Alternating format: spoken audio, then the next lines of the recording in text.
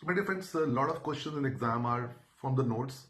A lot of them are based on notes, but the story has been asked in a little bit more deep way or a little lateral manner, or the language is different or images change over there, which is the expected style in the paper.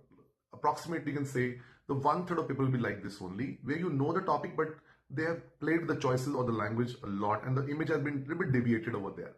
In those questions, please keep in mind that always think about the common diagnosis actually, because they always ask you to mark the common things over there. And the most important thing you keep in mind is you have to think beyond your notes. If you are going to the exam that everything is going to come from the notes, I'm really being very clear over here. It's not the case over there, because it's not a 11th or 12th physics over there where you have to project something.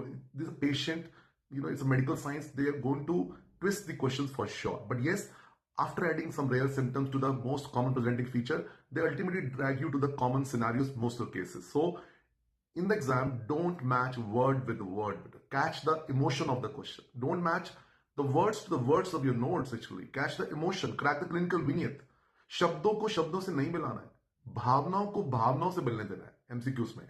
And there will be category C questions, which are unknown questions. Don't worry about them. If you want to mark a guess, it's like you are most welcome, because I play more aggressive in the paper. I like that, because if I have some faint idea also, I'll go with that, because I don't want to be too conservative in the paper. But that the feeling of the paper should be clear to you, that nobody knows every question in the paper, but in spite of a lot of unknown questions, people who are doing less silly mistakes in the category A question picked from the notes only, and people who are able to focus on the main salient feature of the given scenario in the category B question and go for the common diagnosis and accordingly suggest the treatment or the investigation, they keep on getting better and better score over there.